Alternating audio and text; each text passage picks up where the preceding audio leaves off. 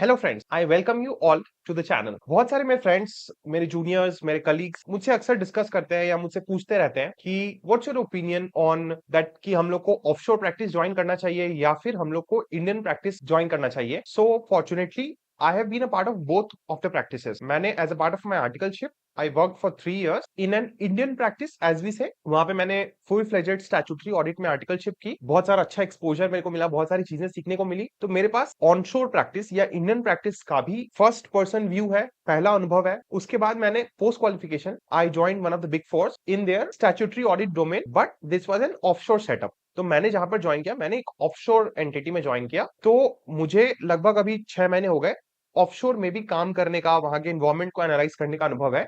And that is why I am making this video to give a clarity to all the fellow CA students for that matter. बहुत सारे CA students हमेशा doubt में रहते हैं, हमेशा confusion में रहते हैं कि क्या हम लोग को ऑफशोर जाना चाहिए या नहीं जाना चाहिए, या हम लोग को ऑनशोर में ही वो ग्राइंडिंग करना चाहिए, वहीं से मेरे को सक्सेस और ग्रोथ का जो दरवाजा है वो मिलेगा। So I thought of making a video जिसमें हम लोग बहुत सारे फैक्टर्स पे डिस्कस करेंगे और हम लोग ये एनालाइज करने का ट्राई करेंगे कि भाई कौन सा प्रैक्टिस बेटर है या कौन सा हम लोगों को अपने करियर के हिसाब से चूज करना चाहिए। So I have made a small presentation जिसको मैं रेफर करूंगा और that will be shown to you as well. तो बहुत सारे पैरामीटर्स पे हम लोग कंपेयर करके देखेंगे कि कौन सा बेटर है और कौन सा उतना बेटर नहीं है या कौन सा उतना ल्यूक्रेटिव नहीं है। उसके बाद मैं आपको एक कंक्लूजन भी दूंगा, एक अपना पर्सपेक्टिव भी बताऊंगा कि मुझे क्या सही लगता है और मेरा क्या अनुभव रहा है दोनों प्रैक्टिसेस के साथ। सो फर्स्टली तो for those of you who don't know कि ऑनशोर या इंडियन प्रैक्टिस कौन सा है और ऑफशोर प्रैक्टिस कौन सा है, तो आप ये समझ लीजिए कि जो इंडियन फर्म्स है, नॉर्मली जो स्टैट्यूटरी ऑडिट या कंसल्टिंग फर्म्स जो आप लोग देखते हैं, EY India,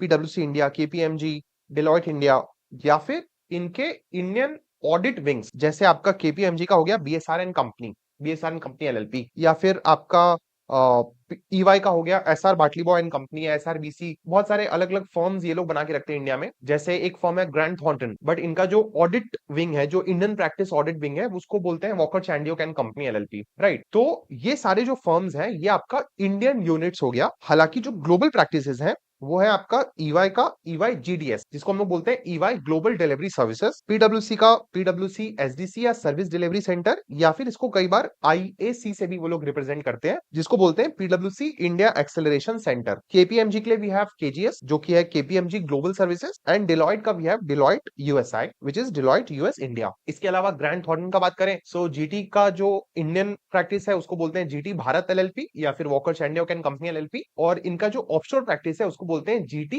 Indus, GT India US को मिला के उन्होंने बनाया जीटी इंडस। तो ये तो नाम हो गया कि कौन सा कंपनी का ऑफर अगर आपको आया है तो वो आपका इंडियन प्रैक्टिस का ऑफर है, और कौन सा कंपनी का अगर आपको ऑफर लेटर आया तो that is a offshore company, offshore practice. Work या सर्विस लाइंस का बात करें तो काम इंडियन प्रैक्टिस हो या ऑफशोर प्रैक्टिस हो, मोस्टली काम सेम ही रहता है। ऐसा नहीं है कि इंडिया में आप ऑडिट कर रहे हो तो आप कोई और ऑडिटिंग स्टैंडर्ड यूज करोगे या कुछ और तरीके का आप उसमें प्रोसीजर्स लगा दोगे, और ऑफशोर प्रैक्टिस अगर आप कर रहे हो तो आप उसमें कुछ और तरीका का जो बेसिक फंडामेंटल्स है वो fundamentals that remains same in both the practices, right. तो जो सर्विस लाइन भी है वो भी मोस्टली सेम है।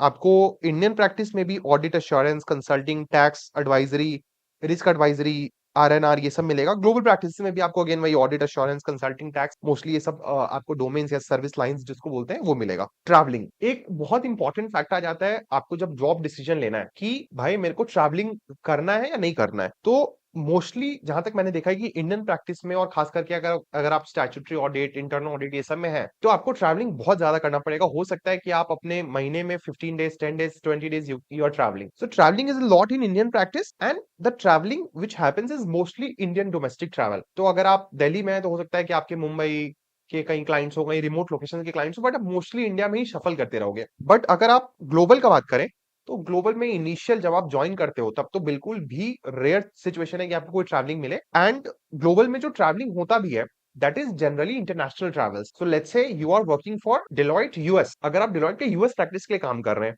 And you become very critical for that team, जिस क्लाइंट का आप काम कर रहे थे साल 2 साल में आप बहुत क्रिटिकल हो गए उस कंपोनेंट के लिए, तो फिर हो सकता है कि आपको वो लोग ऑनशोर बुला ले और आप फिर जो यूएस में जाकर के उस कंपनी का काम करें। तो ग्लोबल में जो ट्रैवलिंग अपॉर्चुनिटीज है वो मोस्टली ग्लोबल ट्रैवल अपॉर्चुनिटीज या इंटरनेशनल ट्रैवल्स होती है। हालांकि आई विल से कि आप ग्लोबल में भी जब आप सीनियर पोजीशंस पे चले जाते हैं, जब आप सीनियर मैनेजर या फिर डायरेक्टर पोजीशन पे चले जाते हैं, तो then you are managing the organisation. वहां पर फिर एग्जीक्यूशन बहुत कम कर रहे होते हैं आप मैनेजिंग कर रहे होते हो। तो उस पॉइंट पे फिर आपको हो सकता है कि आपको, अगर आप एक छोटे ऑफिस में हो तो फिर आपको मेजर ऑफिसेज में ट्रैवल करना पड़े, या फिर आपको कभी कभी छोटे ऑफिसेज में जाके मीटिंग लेनी पड़े।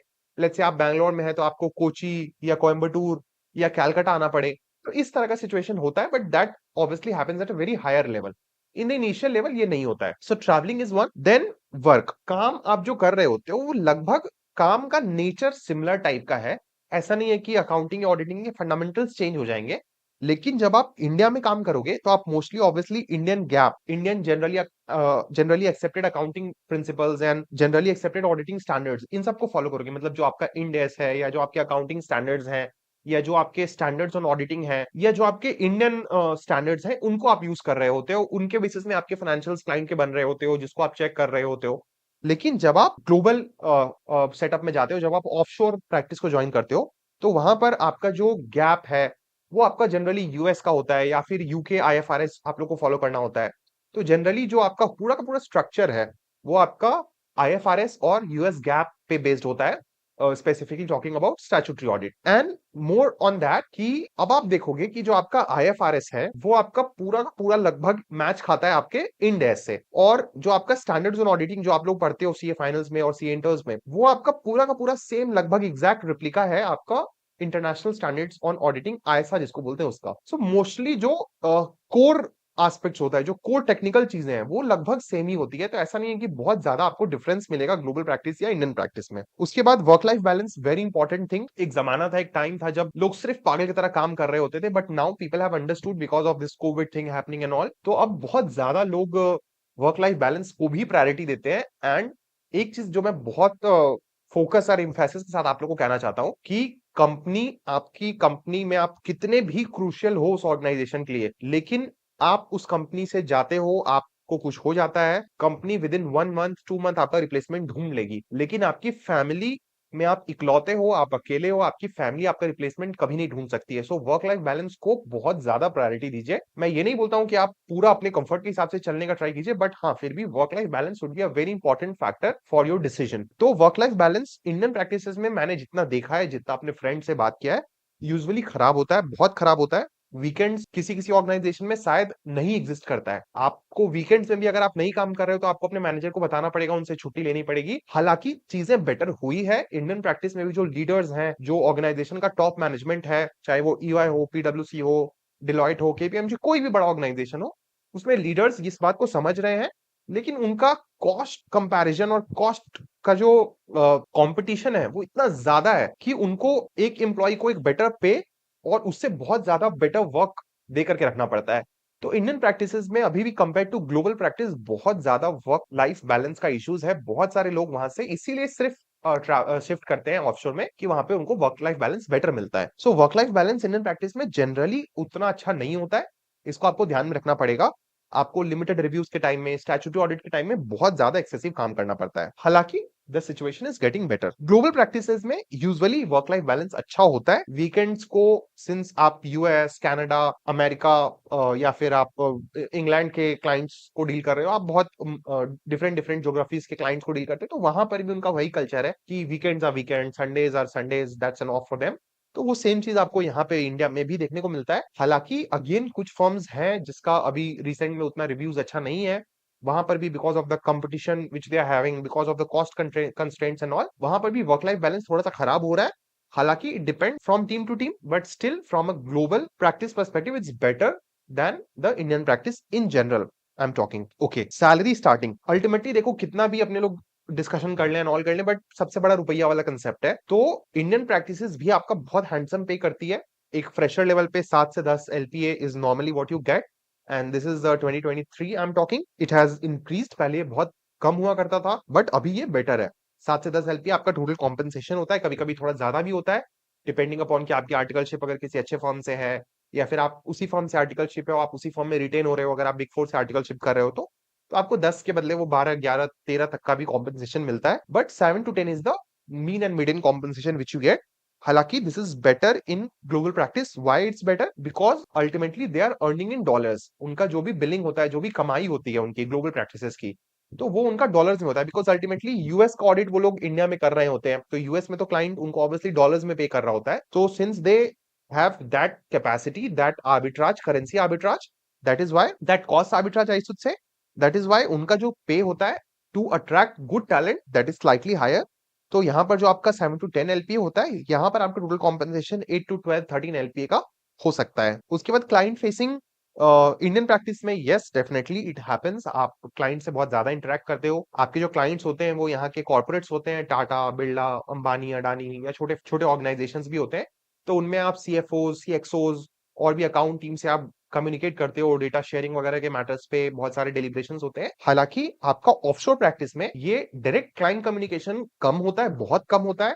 किसी किसी फर्म्स में या किसी किसी प्रैक्टिसेस में बिल्कुल नहीं होता है, लेकिन किसी किसी प्रैक्टिसेस में अगर आप एक प्राइवेट कंपनी का, एक यूएस के प्राइवेट कंपनी का ऑडिट कर रहे हो, तो मैंने ऐसा भी देखा है कि 90% of the audits are done from India, 80% integration companies are having. तो पूरा ऑडिट का 80% काम आपका समझ लो इंडिया में हो जाता है। तो उन केसेस में आपका डायरेक्ट क्लाइंट इंटरेक्शन भी होता है, but that is very less. Offshore में या ग्लोबल प्रैक्टिस में आप यूएस के जो मैनेजर्स हैं, यूएस के जो ईवाई या डिलॉयट या पीडब्ल्यूसी के जो सीनियर मैनेजर्स हैं, जो वहां की टीम है, आप उनसे इंटरेक्ट कर रहे होते हो। सो जो इंटरेक्शन होता है वो बहुत डायरेक्ट क्लाइंट इंटरेक्शन नहीं होता है, बट हाँ, आप यूएस के लोगों से, यूएस की टीम से आप इंटरेक्ट करते हो, and you get to learn from them. एक बहुत इंपॉर्टेंट चीज कि कौन कौन से कैंडिडेट्स को ये प्रैक्टिसेस लेती है। सीएस को तो ऑब्वियसली आपका ऑफशोर भी लेता है, ऑनशोर भी लेता है, they are ready to take all the CAs. Articleship is very important. Articleship आप सिर्फ और सिर्फ इंडियन प्रैक्टिस में ही कर सकते हो।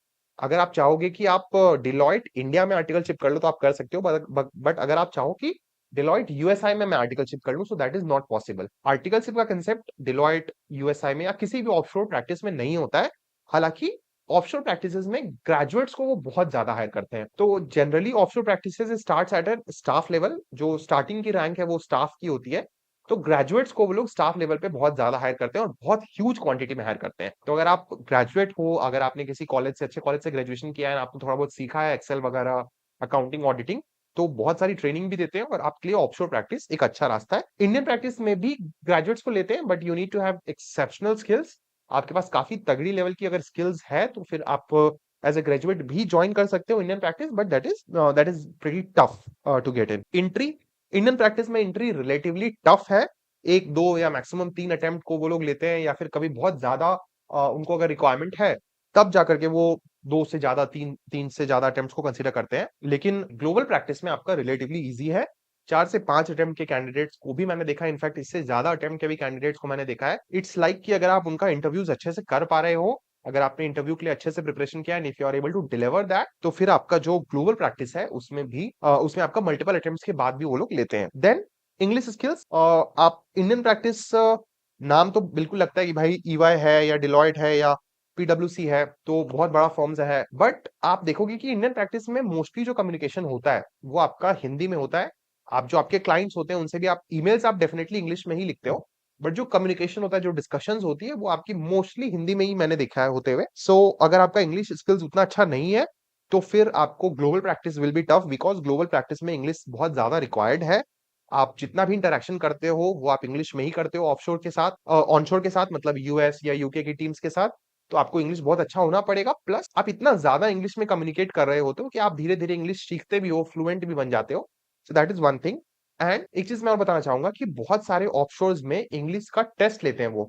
आपका इंटरव्यू में आपकी अकाउंटिंग की नॉलेज, ऑडिटिंग की नॉलेज तो चेक करते ही हैं, इसके अलावा वर्सन टेस्ट बोल के एक टेस्ट होता है जो भी बहुत टफ हो रहा है बहुत सारे स्टूडेंट्स के लिए। So a lot of students are facing pretty much difficulty in passing that those version test। तो आपको ये भी ध्यान रखना पड़ेगा कि मेरे को इंग्लिश का टेस्ट भी देना पड़ सकता है अगर मैं ग्लोबल प्रैक्टिस ज्वाइन करना चाहता हूं तो। देन वर्क फ्रॉम होम, बहुत सारी फीमेल्स या बहुत सारे ऐसे लोग जिनके ऊपर उनके पेरेंट्स हैं, जिनको पेरेंट्स का ऑब्लिगेशन है कुछ, या फिर वो नहीं चाहते हैं शिफ्ट करना टू बिग सिटीज, तो इंडियन प्रैक्टिस में आपको बड़े शहर में यूजुअली शिफ्ट करना ही होता है, बिकॉज वर्क फ्रॉम होम अब खत्म हो चुका है मोस्टली सारे इंडियन प्रैक्टिस में। सारे Indian practice work from office concept पे ही चल रहे हैं, तो work from home Indian practice में एक मिथ है अब। लेकिन ग्लोबल प्रैक्टिस में स्टिल वर्क फ्रॉम होम चल रहा है। आई विल नॉट से कि it's a total work from home, कुछ ऑर्गेनाइजेशन में टोटल वर्क फ्रॉम होम भी है, लेकिन मोस्टली ऑर्गेनाइजेशन में हाइब्रिड मॉडल चल रहा है। आपको कुछ दिन ऑफिस जाना पड़ता है, शायद 2 दिन या 3 दिन, और बाकी दिन आप घर पर काम कर सकते हो। हालांकि इंडियन प्रैक्टिस में और ऑफशोर प्रैक्टिस में working on paper 5 days a week ही होती है। इंडियन प्रैक्टिस में आपको वीकेंड्स भी काम करना पड़ता है, बट ग्लोबल प्रैक्टिसेस में except for the busy season और बिजी पीरियड आपको वीकेंड्स पे काम नहीं करना पड़ता है। Weekends are weekends and you can enjoy with your family. Then Indian laws, obviously इसको हम लोग ने डिस्कस किया कि कारो कंपनीज एक्ट ये सब जो है इंडियन इंडियन कानून जो है वो ऑब्वियसली इंडिया के ही क्लाइंट्स के ऊपर लगेंगे। तो अगर आप इंडियन प्रैक्टिस में हो तभी आपके लिए इंडियन लॉज और वो सब का एप्लीकेशन आएगा। बट ग्लोबल प्रैक्टिसेस में आप इंडियन लॉज नहीं पढ़ते हैं या इंडियन लॉज नहीं सीखते हैं या वो आपका रिफ्रेश नहीं होता है, तो आपका जो इंडियन कानून पढ़ा हुआ है, आपने जो कंपनीज एक्ट कारो पढ़ा है, वो आपका वैनिश आउट होना शुरू हो जाएगा। हालांकि आप इसके उलट सॉक्स पढ़ते हैं, जो global laws and global regulations हैं उनको आप पढ़ने को मिलता है आपको। तो that is one thing. Client size India में रिलेटिवली स्मॉलर होता है। इवन इफ आप बिग फोर में हैं, तो अगर आप इंडियन बिग फोर के क्लाइंट्स को ग्लोबल या यूएस बिग फोर के क्लाइंट से कंपेयर करेंगे, तो वहां पर जो उनका स्केल ऑफ ऑपरेशन है वो बहुत बड़ा होता है, सिग्निफिकेंटली हाई होता है। तो जो क्लाइंट्स हैं वो इंडिया में दाव बहुत बड़े होते हैं। आपको हजारों करोड़ की बैलेंस शीट्स मिलेगी, मतलब 1,000, 2,000, 10,000, 20,000, 50,000 करोड़ के balance sheet you will see here. But when you compare those with the global counterparts with the US firm, because आप ऑफशोर में यूएस यूके का ही काम कर रहे होते हो, तो वहां पर और ज्यादा बड़ा क्लाइंट्स होते हैं। So the clientele is even bigger in the offshore practice. Copy paste बहुत एक बड़ा नोशन है कि आप ऑफशोर प्रैक्टिस में सिर्फ आप कॉपी पेस्ट कर रहे होते हो, इंडियन प्रैक्टिस में आप अपना दिमाग का एप्लीकेशन करते हो। बट आई विल से मैंने बहुत नजदीक से दोनों प्रैक्टिसेस को देखा है एंड मेरा ये मानना है कि इंडियन प्रैक्टिस में भी जो कॉपी पेस्ट का कल्चर है वो बहुत एक्सेसिवली मतलब फैला हुआ है। It is ingrained into the practice कि अगर आप किसी एक क्लाइंट को एक बार कर लिए तो नेक्स्ट ईयर आप ऑब्वियसली उसमें जो थोड़ा बहुत डेटा चेंजेस और डेटा मॉडिफिकेशन है वो वाला काम कर रहे होते हो। So I will say copy paste work is both, Indian practice में भी है, ऑफशोर प्रैक्टिस में भी है। आई विल नॉट से कि ऑफशोर में बिल्कुल भी कॉपी पेस्ट काम नहीं है, बट वहां पे भी है। बट आपका ये जो अकाउंटिंग ऑडिटिंग ये जो काम है, ये आई थिंक इन नेचर ही बहुत ज्यादा मोनोटोनस काम है। इट्स नॉट वेरी चैलेंजिंग कि हर दिन आपको आप आईएएस हो और हर दिन आपको बहुत नए नए प्रॉब्लम्स डील करने मिलेंगे।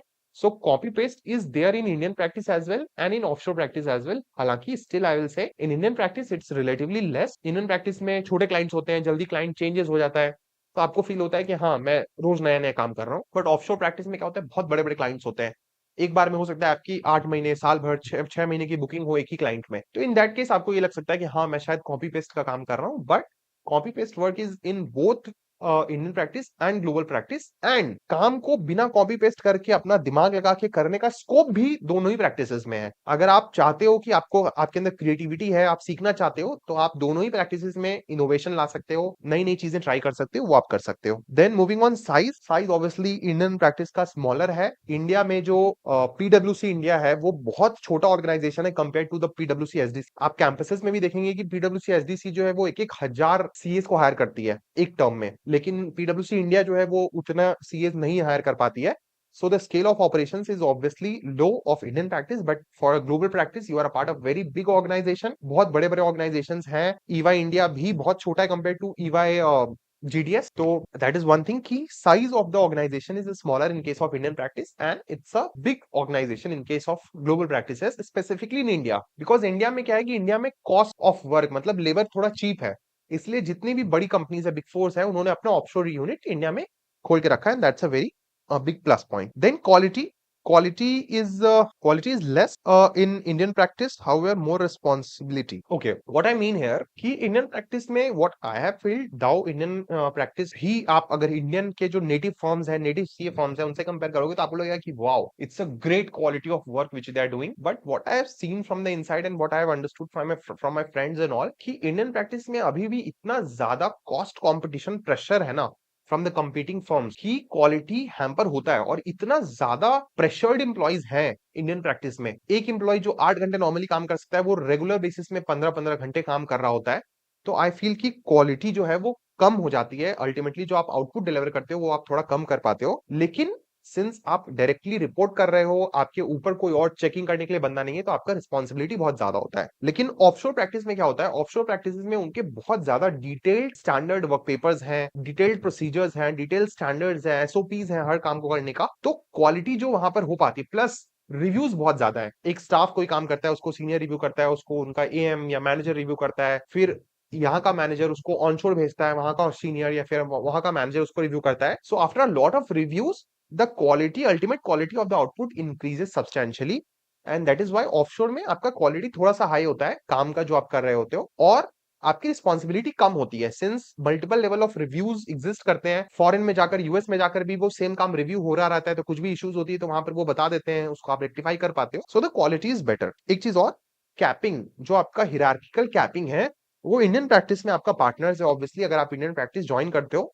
तो आप डेफिनेटली ग्रो करते करते ऑर्गेनाइजेशन में 10, 15, 20 years down the line you can become a partner of the firm. हालांकि ऑफशोर प्रैक्टिस में जनरली आपका जो ग्रोथ होता है वो आपका सीनियर मैनेजर तक ही हो पाता है, आप सीनियर मैनेजर तक ग्रो कर पाते हो, उसके बाद डायरेक्टर्स या पार्टनर्स बहुत कम लोगों को मैंने देखा है, जो रेशियो है वो बहुत कम होता है। हालांकि देयर इज स्टिल पॉसिबिलिटी कि आप ऑफशोर में, आप ग्लोबल प्रैक्टिसेस में भी पार्टनर्स बन पाओ, but the chances and the probability is very less, because ultimately यहाँ पे क्लाइंट का डायरेक्ट इंटरेक्शन नहीं है। तो जो भी डायरेक्टर्स पार्टनर्स होते हैं वो जनरली एडमिनिस्ट्रेशन पर्सपेक्टिव से बनाए जाते हैं। So that is one. Now we'll give highlights of both the practice. So in Indian practice generally have an Indian perspective of doing things. Shifting to own practice is very easy. आप Indian practice में Indian laws को आप पढ़ रहे होते हो, Indian laws में काम कर रहे होते हो, इंडियन क्लाइंट्स होता है आपका, तो आपका इंडियन प्रैक्टिस में शिफ्ट होना बहुत इजी होता है। क्लाइंटेल आपका इंडियन रहता है सारा का सारा, ग्रोथ के चांसेस बहुत ज्यादा होते हैं। आपका एंट्री आप देखोगे तो एंट्री कॉम्पेंसेशन बहुत कम है कंपेयर टू द ऑफशोर,